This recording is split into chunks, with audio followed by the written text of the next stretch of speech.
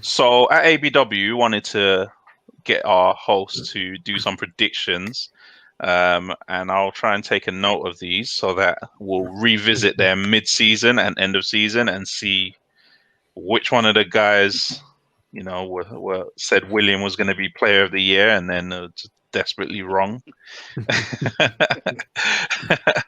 Or which one of them said Ben White was going to be top scorer. So we've got a few little categories, some little fun ones. So we'll just go around. I'll go from Stokes to Rich to Josh, and then I'll say one myself. We'll go in that order. And then, So number one on the list, player of the season. Who you got, Stokes? I'm going to go with a big shot in the dark and say it's going to be the season we see the best of Aubameyang. So I think it'll be him. I think he had such a bad season last season. He's going to come out swinging this. Okay, that's a big call. Rich? So my player of the season, I put the Smith, Emil Death Row. I think he was so important last season. You look at that metric, as in like before he started up till Boxing Day, and then afterwards, it was the almost night and day for the form of the team. He seems to be coming into his own. He seems to be developing into his man body kind of thing. A lot more physical. So I'm going to say Emil Smith Rowe. All right, Josh. We've all gone different. I've gone for the little chili. I've gone for Saka. I think he'll be player of the season. I don't think I need to go too much into that. He displaced arguably one of the most talented under-21 wingers in world football to start for England in the Euros. So, I'd certainly say for him. For me, that's who I'd have player of the season. I'm going for a totally different one as well. I'm going with a shot in the dark, and I'm going at Nicolas Pepe randomly, even though I'm not his biggest fan, but I just, there's something about him end of last season and pre-season that I think we need something in the goals and assist department. All right, number two, breakthrough player. We'll go in the same order. Oh. I reckon it's difficult to say because we haven't really got anyone with shining potential on the periphery at the moment. I'm going to say Aziz. I reckon we're going to see him get some minutes because we won't recruit a midfield, and I reckon he's going to come through and look good this year. There you go. Rich? Ditto. I've got Aziz down. I think he looks in phenomenal shape. He looks so assured on the ball and he just looks very, very class. The only worry is the lack of game time. But if Partey's injured, God forbid anything happens to anyone else, and if El Nene goes off in the African Cup of Nations, well, he could get minutes. So yeah, I've gone for Aziz. Josh? And I've gone with Lokonga because I think there's more chance of minutes. So I think we've all gone for a midfielder, haven't we? But basically, it's at which stage of the minutes do you think they're actually going to get to break through in? And for me, I think Lokonga's probably got more of a chance. That's a good shout. That's who I was going to have. Yeah. I've gone Lokonga as well, so no need to dwell on that. It's kind of the same, but there's a few more players that we can add to the list. Young player of the season. Stokes. Oh, me, Smith Rowe. There you go. If you get, I'll keep it short and sweet. I just think, as Rich touched on, it's his season to it's his first full season from Boxing Day up until the end of last. He was exceptional, so I reckon. Yeah, it'll be him. Rich. Yep. He was my shout for player of the season. So yeah, he's gonna win both awards for me. Josh. I've got the same as in my player of the season's winning young player of the season as well, and it's a full house for Saka. I've gone Smith Rowe, so 3 out of 4 there for the ESR. Number 4, top scorer. This is an interesting one. This was Lacazette last season, Aubameyang obviously the previous 2 seasons. Who have you got, Stokes? It backs up my choice for player of the season, so I got to go with Aubameyang. Okay. Rich? Yeah, I've gone for Aubameyang. I can't see many other people chipping in with as many goals as he can. As hopefully, sorry, my daughter just tried to call me. Hopefully he gets the goals that he normally gets. Sorry. That's cool. Josh? I've got Aubameyang as well as top scorer. It was between him and Pepe, to be honest. Because like you were saying, Femi, if you've got Pepe as player of the season, there's a chance he's top scorer as well because he looks more informed than Aubameyang. And that's exactly why I've gone Pepe. I've just got a feeling that without the Europa League, he'll start more league games, and in the Europa League, he smaller teams he beat up on them, and then he just didn't get chances against smaller teams in the league. So hopefully you get chances against smaller teams and do better. All right, this is a big one. Our last league positions. Ooh. 6th. I reckon we'll improve, but it won't be anything drastic. I don't think we'll get anywhere near the top 4. I think it'll be 6th. Seconded. I've gone 5th or 6th. I think we will improve as the back end of the season, the second half of the season showed. But I think the top 4, City, Chelsea, United, Liverpool, with what they're spending, and Liverpool being Liverpool, I think they're going to be over the hill and far away from us. So I think a very distant 5th or 6th.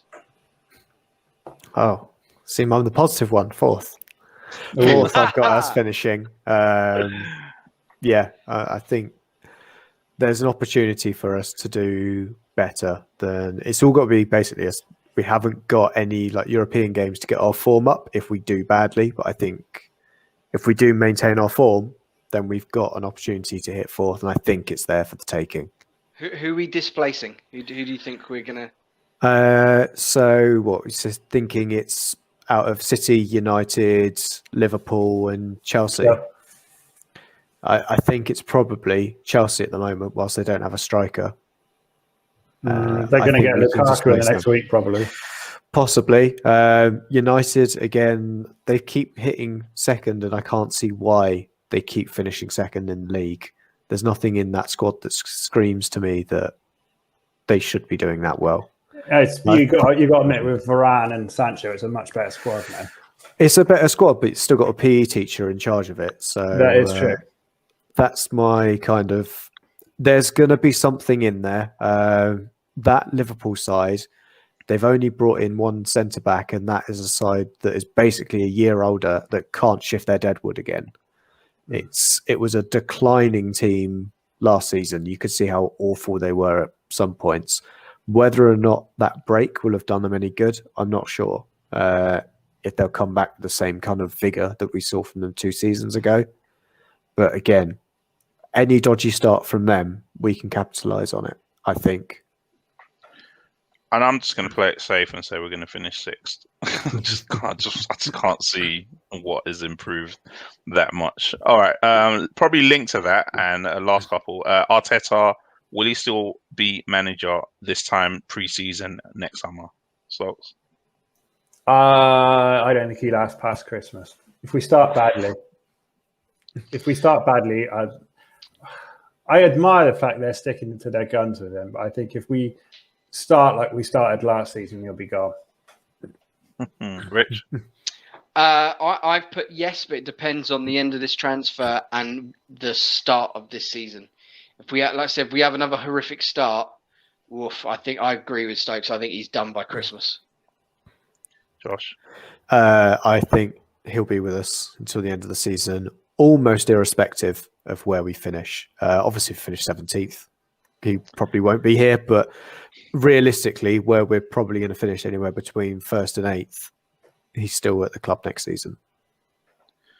I think he'll be at the club, but I think he doesn't understand the fan pressure that he's under. So it's a 50-50, but I'll say he's still there. All right, just a couple of little cheeky ones to end the section with.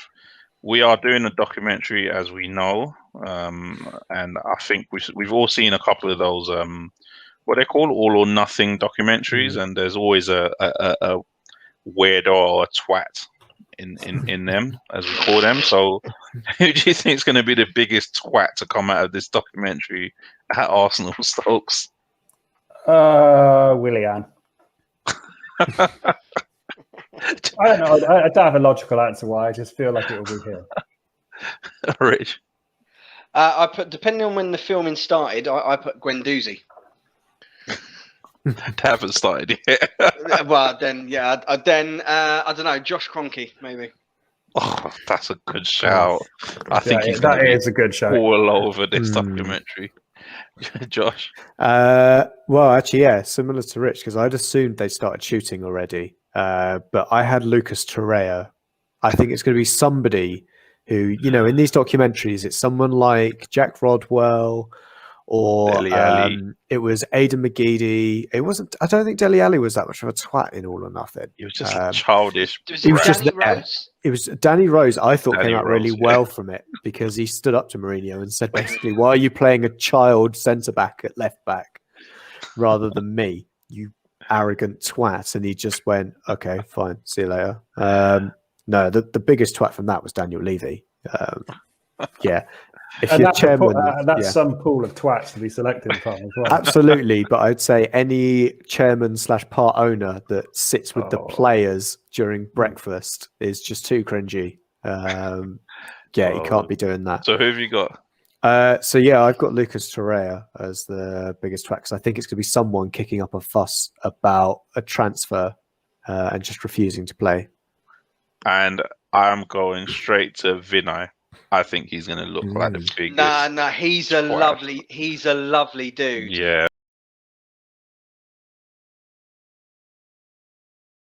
There's 8 questions that Femster asked everybody on the last show last week.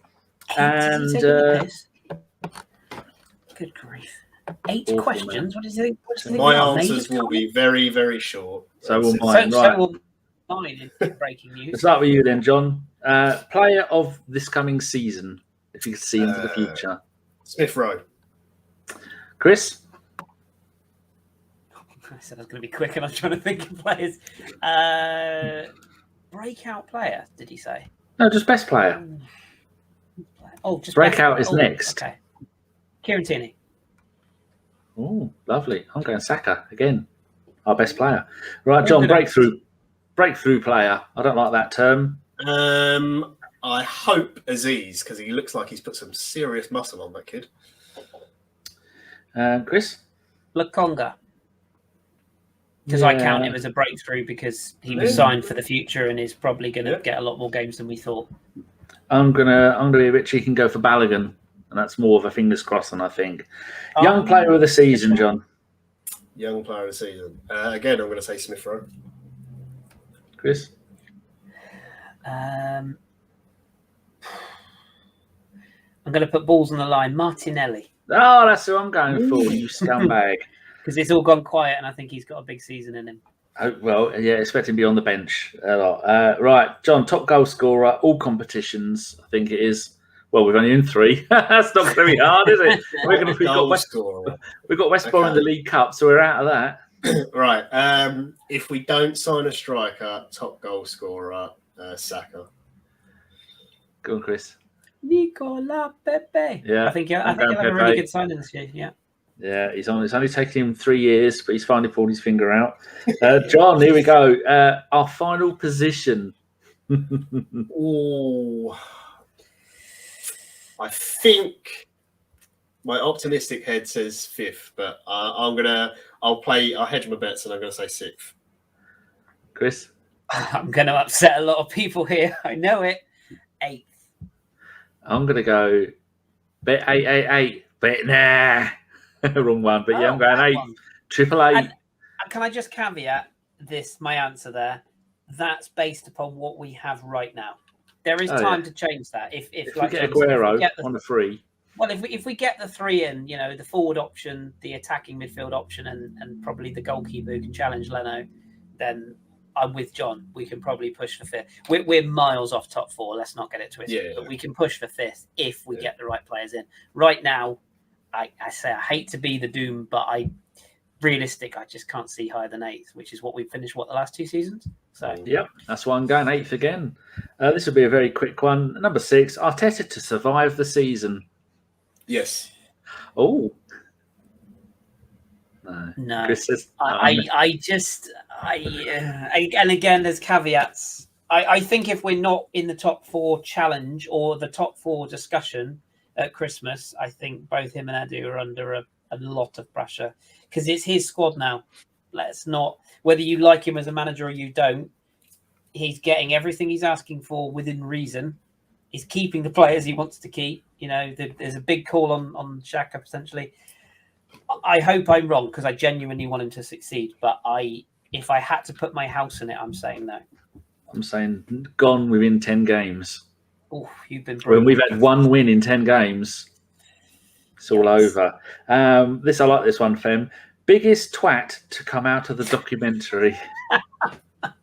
Oh, I've got a great answer for this. Biggest twat to come out of the documentary. I've got 2. So one's a player and one's a non-player. So Josh Kroenke. You didn't go with the same as me. Good. Okay. And then as a player, who's the biggest twat? You know what? It's nothing against him personally. I quite like him as a player, but I just, for some reason, I get the impression that Pablo Mari is a right dick. Just because he's got one of those faces, he could just look at people and just be like, "Oh, you piece of shit." And just because he looks so cool, there's something about him. He's so slick and stylish and whatever. Yeah, I reckon he's a bit of a dick. Yeah, there you go. Go on, Chris. Simon Collins, when he inevitably gets photographed in the background of a shot eating a sandwich he probably shouldn't be eating from a buffet table that he's got no right to have access to, and he just sort of shuffles out and he does that thing like the David Brent character where he sort of looks at the camera and goes, "Oops, they've caught me," and then shuffles off to the side. I love you, Simon, if you're listening. I'm not serious, but no, that's my answer. If I had to pick a player. It's actually really hard to pick a dickhead player out of the squad now, isn't it? We haven't got too many twats, have we? Doesn't have to be a player. Actually, no. Actually, I'll be controversial. Aubameyang or Lacazette, because the stuff they do, some of it's so bloody cringe, isn't it? That's so true, you just know there's going to be a moment where we're going to celebrate a draw away at West Brom or something, you know, and we're going to be jumping around like we won the league, and that's going to leak onto the documentary. So. Yeah, I don't know. I hope it's not one of our hierarchy because I don't want another Daniel Levy type, you know, where we find out that Richard Garlick's actually a massive virgin and, you know, comes across as one on the documentary. So I'm so worried about this documentary, but I'll leave that for another day.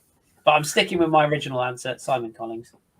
And if people didn't know, Simon Collins has a very special pair of Arsenal ABW underpants he wears to every game. And if you ask him nicely, people, he doesn't mind showing you. So just see him, ask him about his ABW underpants. My biggest twat is going to be Stan Kroenke. He's going to go full Huggy from Starsky and Hutch. He's strolling in with his cane, his hat and his hose, trying to be cool, realising, and then he gets cancelled in the first 5 minutes of the first episode.